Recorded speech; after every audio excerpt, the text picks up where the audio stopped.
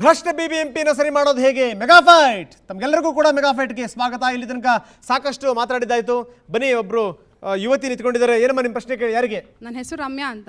ನನ್ನ ಕ್ವಶನ್ ಎಲ್ಲರಿಗೂ BBMPನೇ ಪರ್ಟಿಕ್ಯುಲರ್, ಯಾಕಂದರೆ 8,000 ಇದೆ ಅಂತ ಹೇಳಿದ್ರು 8,000 ಕೋಟಿ. ಅದು ಎಲ್ಲ ಸಾರ್ವಜನಿಕರಿಗೆ ಸ್ಯಾಂಕ್ಷನ್ ಆಗೋ ಅಷ್ಟರಲ್ಲಿ 1,000 ಕೋಟಿ ಆಗಿರುತ್ತೆ. ಇವತ್ತು 1,500 ಕೋಟಿ ಚಿಲ್ಲರೆ ಹಗರಣನ ಇವ್ರು ಮಾಡಿದಾರಲ್ಲ. ಇವಾಗ ಯಾರು ಕದ್ದಾರ? ಕಾಂಗ್ರೆಸ್ನವ್ರು ಕದ್ದಾರೋ, BJಪಿಯವ್ರು ಕದ್ದಾರೋ, ಇಲ್ಲ ಯಾರು ಕದ್ದಿದಾರೋ ಹಿಂದೆ ಗೊತ್ತಿಲ್ಲ. ಇಷ್ಟು ಹಣ ನಾನು ತುಂದು ನೀರು ಕುಡ್ದವ್ರಲ್ಲ. ಇದಕ್ಕೆ ಜನರ ಸಾಮಾನ್ಯ ಹೆಂಗೋ ಎಲ್ಲೋ ಒಂದು ಕಡೆ ನೀವು ಟಿವಿಲಿ ತೋರಿಸ್ತೀರಾ ಬೇಕು ಅಂತ ಜನಗಳು ಕಣ್ಣಿಂದ ನೋಡ್ತಾ ಇದ್ದಾರೆ, ಬಡ ಪಾಪಿಗಳು. ಅಂದರೆ ಇದು ದುಡ್ಡನ್ನ ಈ ದೊಡ್ಡ ದೊಡ್ಡ ರಾಜಕೀಯ ಮಟ್ಟದಲ್ಲಿ ತಿಂತಾ ಇದ್ದಾರಲ್ಲ, ಇದು ಭಾಳ ಪಾಪ ಅಲ್ವ ಸರ್? ಇದು BBMPನಲ್ಲಿ ಯಾವುದೇ ಒಂದು ಖಾತೆ ಮಾಡ್ಸೋಕೋದ್ರೆ ಕೌನ್ಸಿಲರ್ ಕೊಡ್ಬೇಕಾ? ನನ್ನ ಒಬ್ಬಂದೇ ಅಲ್ಲ 500 ರೂಪಾಯಿ ಕೊಡು ಅಂತ ಹೇಳ್ತಾರೆ. ಇದು ಎಲ್ಲಿಂದ ಬಂತು? ಈಗ ಹೊಸ್ದಾಗಿ ಬಂತಾ? ಇದನ್ನು ಸರಿ ಮಾಡಬೇಕಾದ್ರೆ ಇನ್ನು 3 ಜನನು, ನಾನು ದಯವಿಟ್ಟು ಹೇಳ್ತೀನಿ, 3 ಜನನು ಇದನ್ನು ಸೇರಿ ದಯವಿಟ್ಟು ಜನಪ್ರತಿನಿಧಿಗಳಿಗೆ, ಜನಗಳಿಗೆ, ಬೆಂಗಳೂರಿನಲ್ಲಿ ವಾಸ ಮಾಡ್ತಿರೋಂಥ ಜನಗಳಿಗೆ ನೋವು ಕೊಡಬೇಡಿ. ಖಂಡಿತ ನೀವು ಇದ್ರ ಬಗ್ಗೆ ಕೂತು ಚರ್ಚೆ ಮಾಡಿ ಯಾವ ರೀತಿ ಇದನ್ನು ಹೋಗಲಾಡಿಸ್ಬೇಕು ಅನ್ನೋದನ್ನು ನೀವು ದಯವಿಟ್ಟು ನೀವು ಮಾತಾಡಿ ಬಗೆಹರಿಸಿ. ಸೊ ಇಲ್ಲಿ ತನಕ ಜನಸಾಮಾನ್ಯರ ಪ್ರಶ್ನೆಗಳನ್ನು ತಾವು ಆಲಿಸಿದ್ರಿ. ಇನ್ನು ನಾಯಕರ ಸರದಿ, ನಾಯಕರುಗಳು ಏನು ಉತ್ತರ ಕೊಡ್ತಾರೆ ನೋಡೋಣ ಬನ್ನಿ. ದಿನೇಶ್ ಗುಂಡೂರಾವ್ ಇದ್ದಾರೆ, ದತ್ತ ಅವರಿದ್ದಾರೆ, ಮತ್ತು ಈ ಕಡೆಗೆ ಅಶ್ವಥ್ ನಾರಾಯಣ ಅವರಿದ್ದಾರೆ. ಒಬ್ಬೊಬ್ಬರೇ ನಾನು ಕೇಳ್ತಾ ಹೋಗ್ತೀನಿ. ಮೊದಲು ದತ್ತ ಅವರಿಂದ ಶುರು ಮಾಡ್ತೀನಿ. ದತ್ತ ಅವರೇ, ಎಲ್ಲದನ್ನು ಕೇಳಿದ್ರಿ ಜನಗಳಂತೂ BBMP ಬಗ್ಗೆ ವಿಶ್ವಾಸ ಕಳ್ಕೊಂಡಿದ್ದಾರೆ, ಸ್ಪಷ್ಟವಾಗಿ ಗೊತ್ತಾಗ್ತಾ ಇದೆ. ಏನಂತಿರ್ತಾವೆ? ಈಗ ನಾನು BBMP ಬೆಂಕಿ ಹಗರಣ, BMTF 1,539 ಕೋಟಿ ಇದನ್ನೆಲ್ಲ ಬಿಟ್ಟು ಒಟ್ಟಾರೆ BBMP ವ್ಯವಸ್ಥೆಯ ಶುದ್ಧೀಕರಣ ಹೇಗಾಗಬೇಕು ಅನ್ನೋದನ್ನೇನಾದ್ರು ಯೋಚನೆ ಮಾಡೋದಾದರೆ ಒಂದು ಕಡೆಯಲ್ಲಿ ಪಕ್ಷಾತೀತವಾಗಿ ನಾವು ಕೂತ್ಕೊಂಡು ಇದಕ್ಕೆ ಪರಿಹಾರ ಕಂಡುಕೊಳ್ಬೇಕಾಗತ್ತೆ. ಇದರೊಳಗಡೆ ನಮ್ಮ ಪಕ್ಷದವ್ರಿಗೆ ಏನು ತೊಂದರೆ ಆಗುತ್ತೋ ಆ ಪಕ್ಷದವ್ರನ್ನ ಯಾವ ಥರ ಸಿಗಿಸ್ಬೇಕು ಅನ್ನುವಂಥ ಪೂರ್ವಾಗ್ರಹ ಪೀಡಿತ ಭಾವನೆಗಳನ್ನು ಬಿಟ್ಟು ಇನ್ನಾದರೂ ಕೂಡ ಈ ಕೊಳಕನ್ನು ತೆಗೆಯೋಣಪ್ಪ ಅನ್ನೋದಾದರೆ ಈ ಸಮಗ್ರವಾಗಿರೋ ಒಂದಕ್ಕೆ ಬಗ್ಗೆ ಒಂದು ಸ್ಪಷ್ಟವಾಗಿರೋ ತನಿಖೆ ಆಗಬೇಕಾಗತ್ತೆ. ಆ ತನಿಖೆ ಆಗುತ್ತೆ ಅಂದರೆ ಜನಗಳಲ್ಲಿ ವಿಶ್ವಾಸಾರ್ಹತೆ ಮೂಡುತ್ತೆ, ಆರೋಪಿಗಳಿಗೆ ಭಯ ಬರುತ್ತೆ, ಮುಂದೆ ಮಾಡೋರು ಸ್ವಲ್ಪ ಹೆದರ್ತಾರೆ. ಆದ್ದರಿಂದ ಒಂದು ತನಿಖೆ ಮೂಲಭೂತ ಅವಶ್ಯಕತೆ. ಇಡೀ ತನಿಖೆ, ಈ ಆಡಿಟ್ಟು ಈಗ 64ರಿಂದ ಆಗಿಲ್ಲ ಅಂದ್ರಿ, ಇದಕ್ಕೆ ಯಾರು ಜವಾಬ್ದಾರರು? ಇದನ್ನು ಮಾಡಿಸೋ ವ್ಯವಸ್ಥೆ ಹೇಗೆ? ಇದಕ್ಕೆ ಇವತ್ತು ಸರ್ಕಾರ, ಹಿಂದಿನ ಸರ್ಕಾರ ಮಾಡಲಿಲ್ಲ ದೂಷಣೆ ಮಾಡೋಕ್ಕೆ ಹೋಗಬೇಡಿ. ಈಗ ಒಂದು ಅವಕಾಶ, ಇಷ್ಟೆಲ್ಲ ಹಗರಣ ಬಂದ ಮೇಲಾದರೂ ಕೂಡ ಈಗ ಆಡಳಿತ ಪಕ್ಷವಾಗಿರೋ BJP ಸರ್ಕಾರನೇ ತಾನು ಪ್ರಥಮ ಹೆಜ್ಜೆ ಇಡಲಿ, ಇಂಥದ್ರ ಬಗ್ಗೆ ಆಡಿಟ್ ರಿಪೋರ್ಟು, ಕಾರ್ಪೊರೇಷನ್ಗಳ ತನಿಖೆ, ತಕ್ತೆ, ಲೆಕ್ಕಾಚಾರ, ಇದಕ್ಕೊಂದು ವ್ಯವಸ್ಥೆ ಮಾಡ್ತೀವಿ ಅಂತ ಹೊರಳಿ ನಾವು ವಿರೋಧ ಪಕ್ಷದಲ್ಲಿರೋ ಸಂಪೂರ್ಣವಾದ ಸಹಕಾರ ಕೊಡ್ತೀವಿ. ಫಸ್ಟ್ ಟೈಮ್ ಸಹಕಾರ ಕೊಡ್ತೀವಿ ಅಂತ ಹೇಳ್ತಾ ಇದ್ದಾರೆ ಅವರು. ಒಪ್ಕೊಂಬಿಡಿ, ಮಾಡಿ. Yes, we are prepared. ಎಲ್ಲ ಇಡೀ 28 ಕ್ಷೇತ್ರಗಳಲ್ಲಿ ಯಾವ್ಯಾವ ರೀತಿಯಲ್ಲಿ ಕಳೆದ 3-4 ವರ್ಷದಿಂದ ಎಷ್ಟೆಷ್ಟು ಹಣ ಬಿಡುಗಡೆ ಆಯಿತು, ಯಾವ ಕ್ಷೇತ್ರಕ್ಕೆ ಎಷ್ಟೆಷ್ಟು ದುಡ್ಡು ಹೋಯಿತು, ಎಷ್ಟೆಷ್ಟು ಖರ್ಚು ಮಾಡಿದ್ದಾರೆ, ಸಮಗ್ರವಾದ ತನಿಖೆ ಆಗಲಿ. ಅದು ಒಂದು ಕಡೆ. 30 ವರ್ಷದ ನಿಮ್ಗೆ ಸಿಗೋದಿಲ್ಲ, ಏನೂ ಸಿಗೋದಿಲ್ಲ. ಈಗ 30 ವರ್ಷ ಹಿಂದೆ ಹೋದ್ರೆ ಏನೂ ಸಿಗೋದಿಲ್ಲ. ಆಯ್ತಾ? ಬಂದು ಭಯ ಪಡಬೇಡಿ, ನೀವೇನು ಭಯ ಪಡಬೇಕಾಗಿಲ್ಲ. ಅದಕ್ಕೆ ಯಾಕಂತ ಹೇಳಿದ್ರೆ ಇದು ಯಾವುದೇ ಒಬ್ಬರೇ ಪಕ್ಷದವ್ರು ಮಾಡಿರ್ತಾರೆ ಅಂತ ನೀವು ಹೇಳೋಕ್ಕಾಗಲ್ಲ. ಖಂಡಿತ. ಅದಕ್ಕೋಸ್ಕರ ಭಯ ಪಡ್ತಕ್ಕಂಥ ಏನು ನಿಮ್ಗೆ ಅವಶ್ಯಕತೆ ಇಲ್ಲ. ಎರಡನೇದು ಏನಂತ ಹೇಳಿದ್ರೆ, ಮೇಡಮ್ ಅವ್ರು ಭಾಳ ಚೆನ್ನಾಗಿ ಹೇಳಿದ್ರು. ಏನಂತ ಹೇಳಿದ್ರೆ 9,000 ಕೋಟಿ ರೂಪಾಯಿ ನೀವು ಕೊಡ್ತೀರಾ, ಬಹುಶಃ ನನ್ನ ಪ್ರಕಾರ 1,000 ಕೋಟಿ ರೂಪಾಯಿ ಮಾತ್ರ ಜನರಿಗೆ ಮುಟ್ಟುತ್ತೆ ಅಂತ. ಅಂದರೆ ಈ ವ್ಯವಸ್ಥೆನ ಬದಲಾವಣೆ ಮಾಡಬೇಕಾದ್ರೆ ಖಂಡಿತವಾಗಿಯೂ ಇದು ಎಲ್ಲರೂ ಕೂಡ ಕೂತ್ಕೊಂಡು ನಮ್ಮ ವ್ಯವಸ್ಥೆಯನ್ನು ಸರಿ ಮಾಡ್ತಕ್ಕಂಥ ಯಾರು? ರಾಜಕಾರಣಿಗಳೇ, ಅಧಿಕಾರಿಗಳು ಮಾಡೋಕ್ಕೆ ಸಾಧ್ಯ ಇಲ್ಲ. ನಾವು ಮನಸ್ಸು ಮಾಡ್ಕೋಬೇಕು ಮೊದಲು. ರಾಜಕಾರಣಿಗಳಾಗಿ ನಾವು ಆಡಳಿತ ಮಾಡ್ತಕ್ಕಂಥವ್ರು ನಾವು ನೋಡಿ ಸರ್, ಯಾವಾಗ ನೀವು ಮಾತಾಡಬಾರ್ದು. ಈಗ ನಮಗೆ ಮಾತಾಡೋಕೆ ಕೊಟ್ಟಿದ್ದಾರೆ, ಅದಕ್ಕೋಸ್ಕರ ಇದನ್ನ ನಾವು ಮಾತಾಡೋಕೆ ಸುಲಭ. ಪ್ಲೀಸ್, ವ್ಯವಸ್ಥೆ ಇರ್ತಕ್ಕಂಥದ್ದು ಬದಲಾವಣೆ ಮಾಡೋದು ಅಷ್ಟು ಸುಲಭ ಅಲ್ಲ.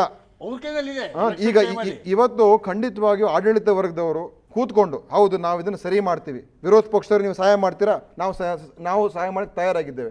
ಅಶ್ವಥ್ ನಾರಾಯಣ ಅವರೇ, ನೀವು ನಿರ್ದಿಷ್ಟವಾದಂಥ ನಿರ್ಧಾರ ತಗೊಳ್ಳಿ, ಇದನ್ನು ಸರಿ ಮಾಡೋಣ. ಒಳ್ಳೆ ಅಧಿಕಾರಿ, ಒಳ್ಳೆ ಆಯುಕ್ತರನ್ನ ಹಾಕಿ, ಒಳ್ಳೆಯ ನಿಮ್ಮ ಮೇಯರ್ ಹಿಡ್ಕೊಂಡು ಏನೇನು ಕ್ರಮ ಜರುಗಿಸ್ಬೇಕು ಅದೆಲ್ಲ ಜರುಗಿಸೋಣ. ದತ್ತ ಅವರು ದಿನೇಶ್ ಗುಂಡೂರಾವ್ ಹೇಳಿರೋ ವಿಚಾರದಲ್ಲಿ ನಮ್ದು ಯಾವುದೇ ರೀತಿ ಅವ್ರು ಮಾತಾಡಿರ್ತಕ್ಕಂಥ, ಅವ್ರು ಕೊಟ್ಟಿರ್ತಕ್ಕಂಥ ಸಲಹೆಗೆ ನಮ್ದು ಯಾವುದೇ ರೀತಿ ನೆಗೆಟಿವ್ ಥಾಟ್ಸ್ ಇಲ್ಲ. ಎಲ್ಲ ಥರದಲ್ಲೂ ನಾವು ಒಪ್ಕೊಳ್ತೀವಿ.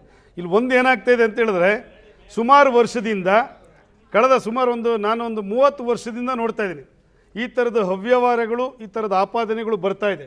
ಬಂದಾಗ ಏನಾಗುತ್ತೆ, ಎಲ್ಲರೂ ಸೇರಿಕೊಂಡು ಎಲ್ಲ ಒಂದು ಕಡೆ ರೂಲಿಂಗ್ ಪಾರ್ಟಿ ಕಡೆ ಬೆಳೆ ತೋರಿಸೋಂಥದ್ದು ನಡ್ಕೊಂಡು ಹೋಗ್ತಾ ಇದೆ. ಇನ್ನು ಮುಂದೆ ಆ ಥರ ಆಗೋದು ಬೇಡ. ಏನಾಗ್ತದೆ, ಕಳ್ಳತನ ಮಾಡಿಬಿಡ್ತಾನೆ, ಪಿಕ್ ಪಾಕೆಟ್ ಮಾಡಿರ್ತಾನೆ, ಕಳ್ಳ ಅಂತ ಓಡ್ಬಿಡ್ತಾನೆ ಜನಗಳ ಮಧ್ಯದಲ್ಲಿ. ಜನಗಳಿಗೆ ಕದ್ದೋನ್ ಯಾರು, ಓಡ್ತಾರೋನ್ ಯಾರು ಅಂತ ಗೊತ್ತಾಗಲ್ಲ. ಆ ಥರ ಆಗ್ತಾಯಿದೆ ಪರಿಸ್ಥಿತಿ. ಈ ಎಲ್ಲ ಥರದ್ದು ಸಮಗ್ರವಾಗಿ ಇವತ್ತು ಇದರಲ್ಲಿ ಅಧಿಕಾರಿಗಳು ಮಾಡಿದಾರೋ, ರಾಜಕಾರಣಿಗಳಿದ್ದಾರೋ, ಎಲ್ಲದಕ್ಕಿಂತ ಮುಖ್ಯವಾಗಿ ಇದರಲ್ಲಿ ದುಡ್ಡು ತಿಂದಿರೋರು ಅಂತ ಹೇಳಿದ್ರೆ ಗುತ್ತಿಗೆದಾರರು. ಇವತ್ತು ಅವ್ರನ್ನ ಯಾರೂ ನಾವು ಪ್ರಶ್ನೆ ಮಾಡ್ತಾನೆ ಇಲ್ಲ. ಇವತ್ತು ಮಾಡ್ತಾ ಇಲ್ಲ, ನಾವು ಅಧಿಕಾರಿಗಳ ಮೇಲೆ ಹಾಕ್ತೀವಿ, ಇಲ್ಲ ನಮ್ಮ ಮೇಲೆ ಆಪಾದನೆ ಬರ್ತದೆ. ನಿಜವಾಗಲೂ ಇಲ್ಲಿ ಇವತ್ತು ಗುತ್ತಿಗೆದಾರನ ಪಾತ್ರ ಸಾಕಷ್ಟಿದೆ. ವಿಶೇಷವಾಗಿ ಈ ಒಂದು ಅವ್ಯವಹಾರದಲ್ಲಿ ನಾವೆಲ್ಲರೂ ಸಾರ್ವಜನಿಕರು, ಪತ್ರಕರ್ತರು, ರಾಜಕಾರಣಿಗಳು ಒಟ್ಟಿಗೆ ಸೇರಿ ಇಂಥ ಅನ್ಯಾಯನ ತಡೆಯೋದಕ್ಕೆ ಪ್ರಯತ್ನ ಪಡೋದಕ್ಕೆ ನಮ್ಮ ಸಹಕಾರ ಇದ್ದೇ ಇರುತ್ತೆ ಅನ್ನತಕ್ಕಂಥ ಮಾತನ್ನ ನಾನು ಹೇಳಲಿಕ್ಕೆ ಇಚ್ಛೆಪಡ್ತೀನಿ. ಎಸ್ ಸರ್, ಭಾಳ ಅದ್ಭುತವಾಗಿ ಮಾತಾಡಿದ್ರಿ ಅಶ್ವಥ್ ನಾರಾಯಣ ಅವರೇ. ಥ್ಯಾಂಕ್ ಯು ವೆರಿ ಮಚ್ ಇಲ್ಲಿ ತನಕ ಒಂದು ಮಾತಾಡೋದಕ್ಕೆ. Thank you sir. ಸೊ ಅದೇ ರೀತಿ ದಿನೇಶ್ ಗುಂಡೂರಾವ್ ಮತ್ತು ವೈ ಸಿ ದತ್ತ ತಾವು ಕೂಡ ತುಂಬ ಚೆನ್ನಾಗಿ ಮಾತಾಡಿದ್ರಿ. ತಮ್ಮಿಬ್ಬರಿಗೂ ಕೂಡ ಧನ್ಯವಾದಗಳು. ಸೊ ನಾನು ಒಂದಷ್ಟು ಪಾಯಿಂಟ್ಸ್ಗಳನ್ನು ಹೇಳಲೇಬೇಕಾಗಿದೆ, ಇಲ್ಲಿ ಅವು ಚರ್ಚೆಗೆ ಬರಲಿಲ್ಲ. ಕಾರ್ಪೊರೇಷನ್ ಬಗ್ಗೆ ನಾವು ಸಾಕಷ್ಟು ಮಾತಾಡಿದ್ವಿ, ಆದರೆ ಕಾರ್ಪೊರೇಷನ್ನ ಆಸ್ತಿ ಎಷ್ಟಿದೆ, ಎಲ್ಲಿದೆ, ಏನಾದರೂ ಗೊತ್ತಿದೆಯಾ ಸಂಬಂಧಪಟ್ಟಂಥವ್ರಿಗೆ ಅನ್ನುವಂಥದ್ದು ನನ್ನ ಪ್ರಶ್ನೆ. ಅಸೆಟ್ ರಿಜಿಸ್ಟರ್ ಅಪ್ಡೇಟ್ ಆಗಿದೆಯಾ? ಖಂಡಿತವಾಗಲೂ ಅದು ಯಾವುದೇ ರಿಜಿಸ್ಟರ್ನ ಅಪ್ಡೇಟ್ ಮಾಡಿಲ್ಲ ನೀವುಗಳು. ಒಂದು. ಎರಡನೇದೇನು ಅಂದರೆ 2008-9 ಅಂದರೆ ಈ ಎಮರ್ಜೆನ್ಸಿ ವರ್ಕಿಗೆ ಅಂತ ನೀವು 500 ಕೋಟಿನ ನೀವು ಬಿಡುಗಡೆ ಮಾಡಿಬಿಟ್ರಿ. ಆದರೆ ಅದಕ್ಕೆ ಖರ್ಚಾಗಿದ್ದು 2,000 ಕೋಟಿ. ಅಂದರೆ ನಿಮಗೆ ಯಾವುದೇ ದೂರದೃಷ್ಟಿ ಇಲ್ಲ, ಯಾವ ಯೋಜನೆಗೆ ಏನು ಎಷ್ಟು ಬೇಕಾಗುತ್ತೆ ಅಂತ. ಹೇಗೋ ಹಣ ಬರ್ತಾ ಇದೆ, ದೊಡ್ಡದಾಗಿ ಘೋಷಣೆ ಮಾಡಿಬಿಡೋದು 8,000 ಕೋಟಿ, ಏನು ಮಾಡ್ತಿದ್ದೀವಿ ಏನು ಅದ್ರ ಬಗ್ಗೆ ನಿಮಗೆ ಯಾವುದೇ ತಿಳುವಳಿಕೆಗಳಿಲ್ಲ ಅನ್ನುವಂಥದ್ದು ಸ್ಪಷ್ಟವಾಗಿ ಗೊತ್ತಾಗ್ತದೆ. ರೆವಿನ್ಯೂ ತರೋದರಲ್ಲಿ ತಾವುಗಳು ಸ್ಪಷ್ಟವಾಗಿ ಸೋತಿದ್ದೀರಿ. ಇದನ್ನು ಪದೇ ಪದೇ ಮನವರಿಕೆ ಮಾಡ್ಕೊಳ್ಳಿ ನೀವು. ಯಾಕಂದರೆ 10 ಲಕ್ಷಕ್ಕೂ ಹೆಚ್ಚು ಪಟ್ಟು ಆಸ್ತಿಗಳು ತೆರಿಗೆಗೆ ಒಳಪಟ್ಟಿಲ್ಲ. ಅದರಲ್ಲಿ ನಿಮ್ಮ ಪಾತ್ರನೂ ಕೂಡ ಇದೆ. ಅದು ಖಾತೆ ಮಾಡ್ದಂಗೆ ಆಗಿರ್ಬೋದು, ಕೆಲವೊಂದು ಸೌಲಭ್ಯಗಳನ್ನು ಒದಗಿಸಿಕೊಡದೇ ಇರುವಂಥದ್ದಾಗಿರ್ಬೋದು. ಒಟ್ಟಾರೆಯಾಗಿ ಎಲ್ಲ ತಪ್ಪಿನಿಂದ ಇಷ್ಟೊಂದು ನಷ್ಟವಾಗ್ತಾ ಇದೆ. ಅದ್ರ ಬಗ್ಗೆ ತಾವು ಗಮನವನ್ನು ಕೊಡಲೇಬೇಕು. ಇನ್ನು ಅಡ್ವರ್ಟೈಸ್ಮೆಂಟ್ ರೆವಿನ್ಯೂ ಅನ್ನುವಂಥದ್ದು ಏನಿದೆಯಲ್ಲ, ಅದೊಂದು ದೊಡ್ಡ ದಂಧೆ. ಅದು 10-12 ಕೋಟಿ ಇನ್ಕಮ್ ಅನ್ನುವಂಥದ್ದನ್ನು ಘೋಷಣೆ ಮಾಡ್ತಾರೆ, ತೋರಿಸ್ತಾರೆ. ಆದರೆ ಸೋರಿಕೆ ಆಗಿರುವಂಥದ್ದು 200 ಕೋಟಿ. ಇದಕ್ಕೆ ಸಂಬಂಧಪಟ್ಟಾಗ ಏನಾದರೂ ನೀವು ಯೋಜನೆಗಳನ್ನು ಹಾಕಿದ್ದೀರಾ? ನಿಜ ಒಂದು ಯೋಜನೆ ತಂದಿವಿ ಅಂತ ಹೇಳ್ಬೋದು, ಆದರೆ ಅನುಷ್ಠಾನ ತಂದಿದ್ದೀರಾ ಅನ್ನುವಂಥದ್ದು ಪ್ರಶ್ನೆ. ಅದಕ್ಕೆ ಸಂಬಂಧಪಟ್ಟಂಥವರು ಖಂಡಿತ ಉತ್ತರ ಕೊಡಬೇಕು. ಇನ್ನು ಕೆಲವು ಪಾಯಿಂಟ್ಗಳಿದೆ. ಟ್ರೇಡ್ ಲೈಸೆನ್ಸ್ಗೆ 48,000 ರಿಜಿಸ್ಟರ್ ಆಗಿದೆ, ಆದರೆ ಸೇಲ್ ಟ್ಯಾಕ್ಸ್ನಲ್ಲಿ ಸ್ಪಷ್ಟವಾಗಿ ಹೇಳ್ತಾ ಇದೆ 5 ಲಕ್ಷ ರಿಜಿಸ್ಟರ್ ಆಗಿದೆ ಅಂತ. ಸಂಬಂಧಪಟ್ಟಂಥ ಅಧಿಕಾರಿಗಳಿಗೆ ಇದು ಗೊತ್ತಿಲ್ಲ, ಗೊತ್ತಿದೆಯೋ ಅಥವಾ ಇದರಲ್ಲೂ ಏನಾದರೂ ದುಡ್ಡು ಮಾಡ್ಕೊಂಡಿದ್ದಾರೆ, ಅದಕ್ಕೆ ಸಂಬಂಧಪಟ್ಟಂಥ ಉತ್ತರ ಕೊಡಬೇಕು. ಇನ್ನು ಬೇರೆ ವಿಚಾರಗಳಿಗೆ ಬರೋದಾದರೆ, ನಿಮ್ಮ ಇಂಟರ್ನಲ್ ಆಡಿಟ್ ರಿಪೋರ್ಟ್ನಲ್ಲಿ 250ಕ್ಕೂ ಹೆಚ್ಚು ಕೋಟಿ ರಿಕವರ್ ಮಾಡಬೇಕು ಅಧಿಕಾರಿಗಳಿಂದ ಅಂತ ಸ್ಪಷ್ಟವಾಗಿ ಹೇಳಿದೆ. ಅಂದರೆ ಅಧಿಕಾರಿಗಳು ಮಹಾನ್ ಭ್ರಷ್ಟು ಅನ್ನುವಂಥದ್ದು ಗೊತ್ತಾಗಿದೆ. ಅಧಿಕಾರಿಗಳನ್ನ ಮಾತ್ರ ಬ್ಲೇಮ್ ಮಾಡೋದು ತಪ್ಪಾಗುತ್ತೆ. ಅದಕ್ಕೆ ಸಂಬಂಧಪಟ್ಟಾಗ ಜನಪ್ರತಿನಿಧಿಗಳನ್ನು ಕೂಡ ಬ್ಲೇಮ್ ಮಾಡಬೇಕು. ಅವ್ರದ್ದು ಪಾಲು ಇದ್ದೇ ಇರುತ್ತೆ. ಪಾಲಿನ ಪ್ರಮಾಣದಲ್ಲಿ ಹೆಚ್ಚು ಕಡಿಮೆ ಇರ್ಬೋದು ಅಷ್ಟೇ. ದಯವಿಟ್ಟು ಇದಕ್ಕೆ ಸಂಬಂಧಪಟ್ಟಾಗ ನೆಕ್ಸ್ಟ್ ಏನಾದರೂ ಚರ್ಚೆಗಳಾದರೆ ಅಶ್ವಥ್ ನಾರಾಯಣ ಒಂದು ರಿಕ್ವೆಸ್ಟು, ತಮ್ಮ ಮೂವರಿಗೂ ಕೂಡ ಸಂಬಂಧಪಟ್ಟಂಥವರು ಖಂಡಿತವಾಗಲೂ ಒಂದು ಗಮನಕ್ಕೆ ತನ್ನಿ ಅನ್ನುವಂಥದ್ದು ನನ್ನ ಪ್ರಾರ್ಥನೆ. ಬಿಲ್ ಪಾಸಿಂಗ್ನಲ್ಲಿ ಯಾವುದೇ ರೀತಿಯ ಈ ಚೆಕ್ಸ್ ಅನ್ನುವಂಥದ್ದು ಇಲ್ಲೇ ಇಲ್ಲ. ಮೆಜರ್ಮೆಂಟ್ ಬುಕ್ಸು ಅನ್ನುವಂಥದ್ದು ಅದು ಕಾಂಟ್ರಾಕ್ಟರ್ ಮನೆಯಲ್ಲಿದೆ. ಇನ್ನು ಎಸ್ಟಿಮೇಟ್ ಯಾರು ಮಾಡ್ತಾರೆ, ಹೇಗೆ ಮಾಡ್ತಾರೆ ಅನ್ನುವಂಥದ್ದು ತುಂಬ ಚೆನ್ನಾಗಿ ಗೊತ್ತಿರುವಂಥ ವಿಚಾರ. ಈ ಎಸ್ಟಿಮೇಟ್ ಮಾಡುವಂಥವರು ಕೂಡ ಗುತ್ತಿಗೆದಾರರೇ. ಇದೆಲ್ಲದೂ ಕೂಡ ರಾಜಕಾರಣಿಗಳ ಬೆಂಬಲ ಇಲ್ಲದೇ ಇದೆಲ್ಲದೂ ಕೂಡ ಆಗುತ್ತಾ ಅನ್ನುವಂಥದ್ದು ನನ್ನ ಪ್ರಶ್ನೆ. ಇನ್ನು ಕಸ ವಿಲೇವಾರಿ ಅಂತೂ ದೊಡ್ಡ ದಂಧೆ ಇದು. ಕಸದ ಹೆಸರಲ್ಲಿ ಅದೆಷ್ಟು ಜನ ರಸ ಸಂಪಾದನೆ ಮಾಡ್ಕೊಂಡ್ರೋ, ಎಷ್ಟು ಜನ ಕೋಟ್ಯಾಧೀಶ್ವರರಾದರೋ ಅದೆಲ್ಲರಿಗೂ ಗೊತ್ತಿರುವಂಥ ವಿಚಾರ. 350 ಕೋಟಿ ಖರ್ಚಾದರೂ ಕೂಡ, ಆದರೆ ಎಲ್ಲ ಕಡೆಗೂ ಕಸ ನೀವು ನೋಡ್ತೀರಿ. ಪ್ರತಿ ಬಾರಿನೂ ನಾವು ಕೂಡ ಟಿ ವಿಲಿ ತೋರಿಸ್ತೀವಿ, ಎಲ್ಲ ಕಡೆಗೂ ಕೂಡ ಕಸ ಇದೆ.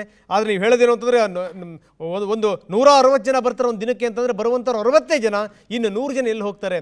ಇಷ್ಟೊಂದು ಜನ ಬರ್ತಾರೆ ಅನ್ನೋದಾದರೆ ಒಂದು ಬಯೋಮೆಟ್ರಿಕ್ ಬಂದಿರುವಂಥವರು ಒಂದು ರಿಜಿಸ್ಟರ್ ಹಾಕೋಕ್ಕೆ ಯಾಕಿಂತ ವ್ಯವಸ್ಥೆ ಮಾಡಬಾರ್ದು?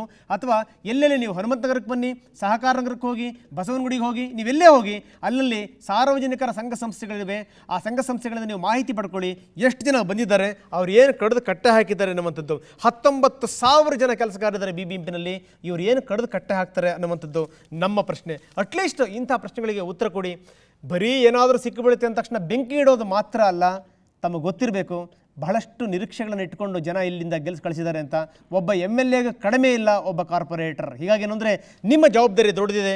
ನೀವೇನಾದರೂ ಈಗ ಎಚ್ಚೆತ್ತುಕೊಳ್ಳಿಲ್ಲ ಅಂದರೆ ನಾಳೆ ನಿಮ್ಮನ್ನು ಕಾರ್ಪೊರೇಷನ್ ತೊಟ್ಟಿಗೆ ಜನ ಬಿಸಾಕ್ತಾರೆ ಅಂತ ಸ್ಥಿತಿನ ತಂದುಕೋಬೇಡಿ ಅಂತ ಹೇಳ್ತಾ ಮೆಗಾಫೈಟನ್ನು ಮುಗಿಸ್ತಾ ಇದ್ದೀನಿ. ನಮಸ್ಕಾರ. Thank you very much.